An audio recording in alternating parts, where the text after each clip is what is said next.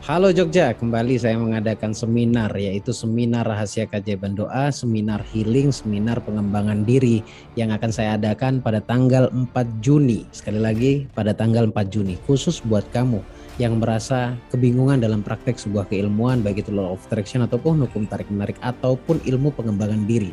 Lebih-lebih buat teman-teman juga yang butuh membereskan luka batinnya, mental blocknya, belenggu mentalnya, sehingga semua prinsip penolakan terhadap keberlimpahan itu semua bisa diatasi. Bahkan saya akan berikan audio untuk Anda semuanya yang hadir pada tanggal 4 Juni nanti di Yogyakarta.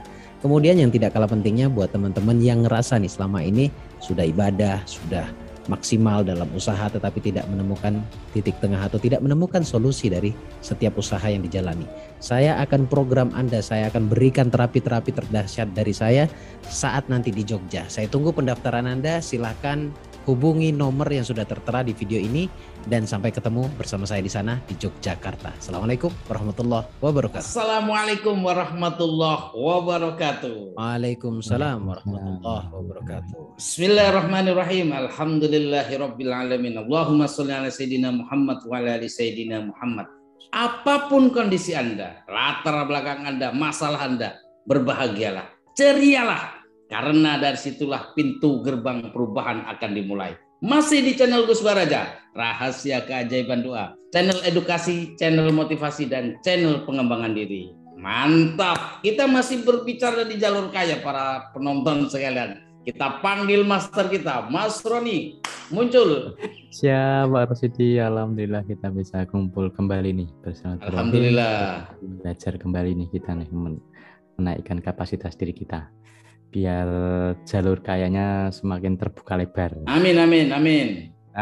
Kemudian ini mau bahas nih kunci-kunci menjadi kaya. Mas Bagus kan dulu sempat pernah nih ngasih kunci-kuncinya nih. Nah, mungkin bisa di-share ulang kepada kita semua nih, apa sih kunci-kunci agar bisa menjadi kaya atau berlimpah? Gitu Mas Bagus. Monggo silakan Mas Bagus. Bismillahirrahmanirrahim. Assalamualaikum warahmatullahi wabarakatuh. Alhamdulillahirabbil alamin. Allahumma shalli ala sayyidina Muhammad wa ala ali sayyidina Muhammad. Bersyukur selalu ke Allah. Mulai dari syukur, dan syukur. Udah deh, kalau nggak paham semua ilmunya, cukup bersyukur saja, dimaksimalkan. Insya Allah barokah, insya Allah rezeki melimpah, dan insya Allah cinta pun semakin tumbuh dan mudah dicintai oleh sesama. Terima kasih Pak Rosidi atas sambutannya, dan terima kasih juga buat Mas Roni atas pertanyaannya. Saya senang banget kalau sudah bahas ini. Memang saya pernah bahas ini di video saya sebelumnya, di channel YouTube sebelumnya ya. Di video sebelumnya maksud saya, masih di channel ini. Nah, setidaknya ada 5. Saya akan pangkas menjadi 5 cara dari materi-materi yang ada di Jogja dimanapun. Kalau kamu masih bingung dan butuh untuk install ulang pikirannya, kamu bisa datang nanti di Jogja. Baik, sekali lagi ada 5 hal agar hidup berlimpah, hidup bahagia. Ya, rezeki akan berlimpah, rezeki akan melimpah, rezeki akan mudah datang kepada kamu. Jadi tidak bukan mindsetnya bukan mindset cari ya. Karena kalau cari itu ibarat seperti benda yang hilang. Jadi persentase kemungkinan ketemunya hanya 20% lah. Jadi kalau menjemput, mengundang, insya Allah itu jauh lebih enak didengar di hati. Sekali lagi ada 5 cara, kamu catat, kamu simak baik-baik. Kalau masih belum paham, putar ulang video ini sampai berkali-kali. Dan jangan lupa di-share pastinya. Yang pertama, kalau sudah bicara berlimpah, sudah pasti bicara spiritual. Bicara spiritual, bicara hubungan batin kita kepada Allah. Jadi yang pertama adalah takwa. Ya, kalau sudah takwa kan berarti hubungan ruhaniyah kita, ruh kita, jiwa kita kepada Allah. Ya, ibadah mahdohnya perbaiki, kemudian ibadah-ibadah yang lain juga perbaiki, pekerjaanmu baiki, semuanya diperbaiki. Ya, karena itu hubungan kita kepada Allah. Jadi kalau semisal nih teman-teman punya luka, itu kan dosa. Itu akan membuat hubungan ruhaniyah kita dengan Allah itu semakin jauh. Kalau punya benci, kalau punya dendam, itu harus dibereskan dulu. Jadi kalau itu tidak dibereskan, berarti prinsip yang pertama yaitu takwa belum Anda lakukan. Jadi kalau mau masuk ke dalam ilmu keberlimpahan versi rahasia keajaiban doa, 5 hal ini penting untuk kamu pahami. Yang pertama takwa itu. Jadi bangun hubungan yang baik, yang positif dengan Allah. Dengan cara melakukan setiap apapun yang sudah diperintahkan dan menjauhi apa yang sudah dilarang oleh Allah. Kalau kamu sudah melakukan yang pertama, energi atau vibrasi di dalam dirimu itu otomatis meningkat. Ya. Nah, itu kan urusan kita vertikal. Lalu urusan kita di bumi seperti apa? Masuk pada poin kedua. Sabar. Bapak-bapak sekalian, Mas Roni, Pak Rosidi, sabar. Ini daging banget, ini penting banget untuk kalian praktekkan. Yang kedua adalah mencintai orang tua dan berbakti padanya. Di dalam kacamata saya atau di dalam persepsi saya tentang poin yang kedua ini, orang tua itu ada dua. Orang tua ada dua dan gak bisa dipisahkan. Bahkan sudah ratusan kali saya ditanya hal ini, saya tidak akan pernah menjawab. Ya, orang tua itu ada dua. Pertama orang tua zahir, yaitu ayah dan ibumu. Kemudian orang tua batin, yaitu gurumu, mursyidnya, gurunya. Itu penting. Kenapa kok guru juga menjadi orang tua nih Gus? Kalau orang tua zahir, ayah dan ibu, mereka mengajarkan kita tentang cinta yang tulus. Maka saya punya prinsip, kalau kamu mau curhatlah pada dua orang ini. Karena hanya mereka berdua lah yang mencintai kita dengan tulus. Yang sekalipun terjadi konflik, dia tidak akan mau bongkar aibmu. Orang tua. Ya baik orang tua zahir maupun orang tua batin. Nah, orang tua zahir ini yang menafkahi kita dan lain-lain, wajib untuk kita menghormatinya. Kalau ibu menyayangi kita, bahkan sayangnya ketika kapan? Ketika baru ada kabar adanya kita dalam rahim ibu. Yaitu di bulan-bulan pertama ketika ada keputusan hamil lah ya. Sampai lahirnya. Nggak kenal tapi digendong selama 9 bulan di perutnya. Jadi kita perlu berbakti terhadap apa? Berterima kasih terhadap perjuangannya. Bahkan nyawa pun dipertaruhkan. Begitu juga dengan ayah. Gitu. Ayah yang pontang-panting menafkahi Anda agar Anda menjadi pribadi yang pintar, jenius, kemudian yang paham tentang agama dan lain-lain, membiayai dan lain-lain.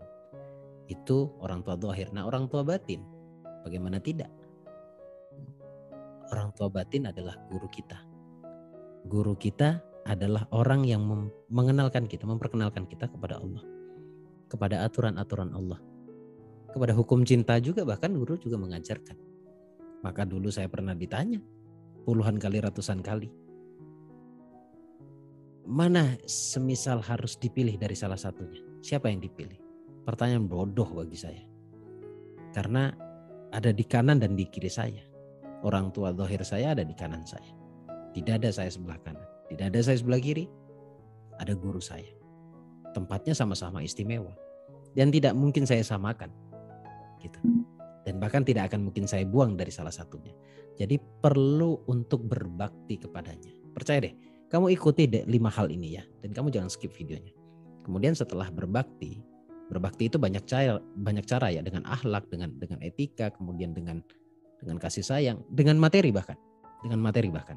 Itu yang kedua. Kemudian yang ketiga, jujur lahir batin. Nah, ini poin penting nih. Ada lahir, ada batin. Anggap sebuah persamaan yang sangat sederhana antara pikiran dan hati. Ya, beberapa hari yang lalu Mas Roni ya, di video saya mengatakan bahwa ketika terjadi ketidakselarasan antara pikiran dan hati, maka yang muncul adalah satu, kemunafikan. Maaf, jangan tersinggung. Saya akan jelaskan sedikit supaya tersinggungnya Anda terobati nih, ya. Di pikiran kita ini meronta-ronta ingin sesuatu. Karena sebuah data melihat keindahan jadi kita menginginkannya. Dan sayangnya keindahan tersebut pada dasarnya jauh sebelum kamu meminta, kamu sudah menolaknya. Dengan apa? Dengan sebuah prinsip. Prinsip itu terbangun dari masa lalu. Dari apa? Dari informasi. Informasi itu ya dari kata-kata yang kita lihat, kita dengar, kita rasa. Kata-kata dari siapa? Balik lagi pada yang pertama tuh. Dari orang tua, dari guru. Yang otomatis akan menjadi sebuah prinsip, belief system.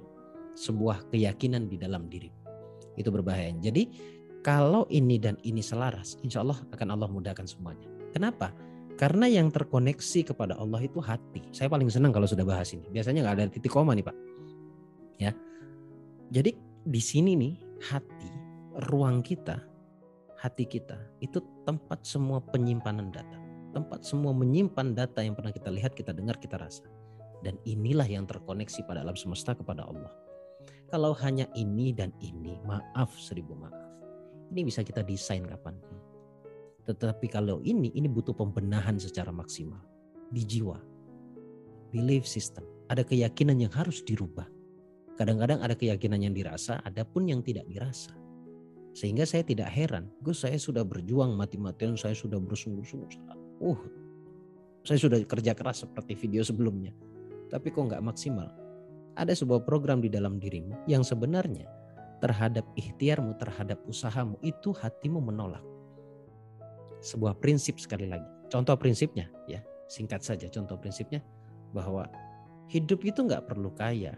Hidup itu sederhana saja. Dan sayangnya kata sederhananya lebih identik kepada miskin. Coba perhatikan baik-baik. Insya Allah tersinggungmu dari kata-kata saya yang pertama ini akan terobati.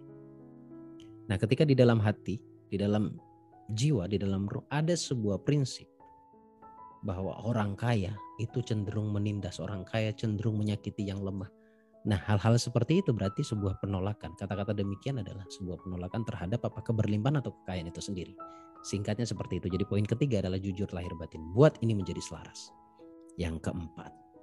Nah setelah yang keempat baru silahkan kamu bersungguh-sungguh. Setelah yang ketiga maksud saya.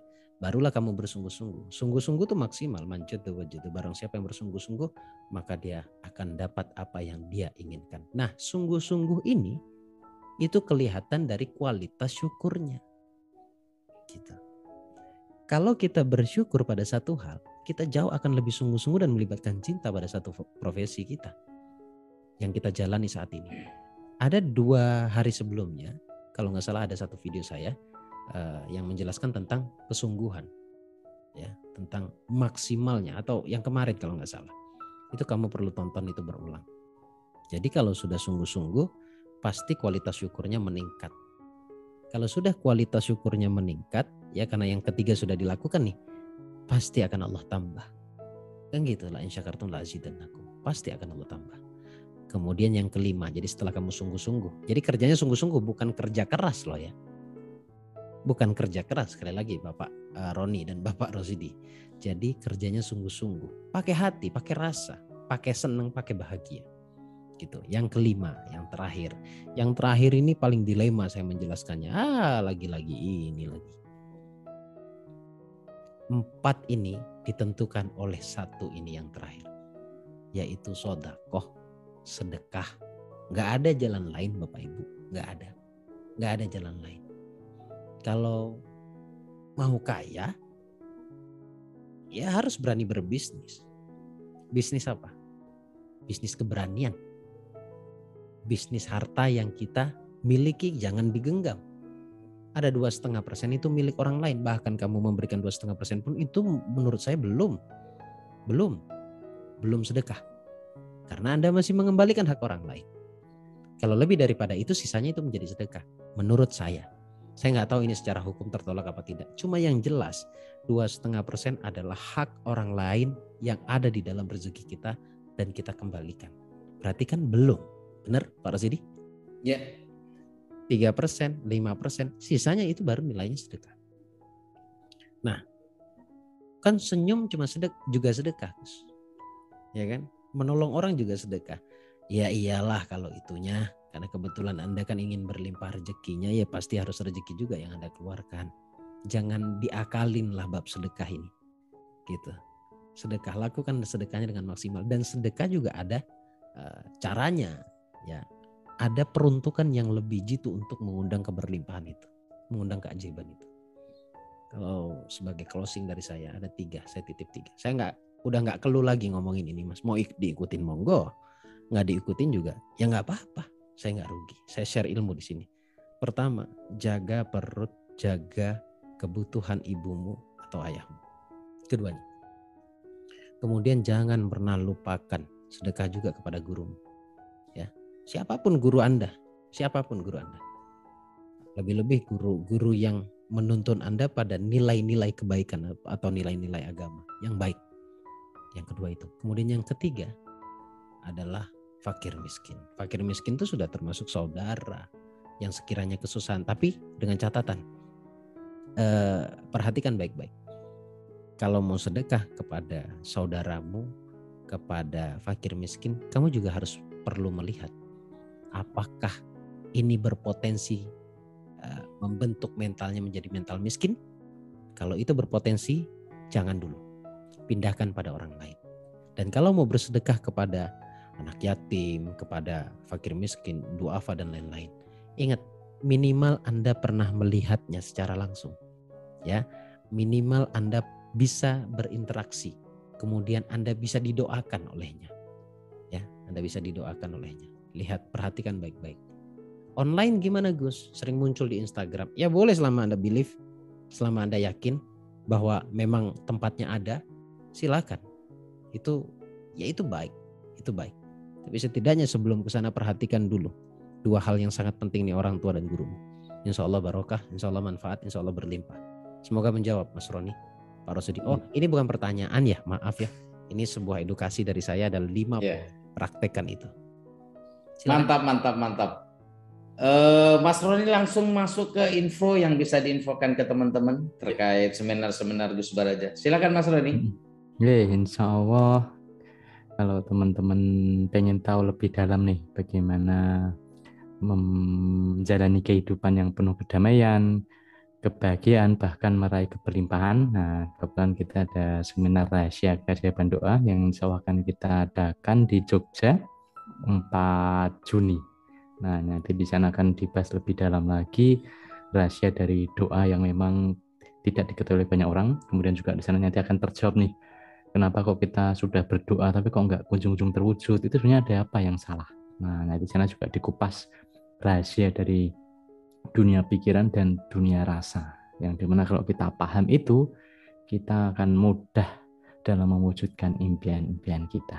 Nah, teman-teman juga bisa ikuti kelas eksklusifnya yang akan kita mulai 13 Mei. Nanti ada program intensif sebanyak 10 kali pertemuan dan juga dilanjutkan dengan pembimbingan yang secara terjadwal sampai Desember 2022.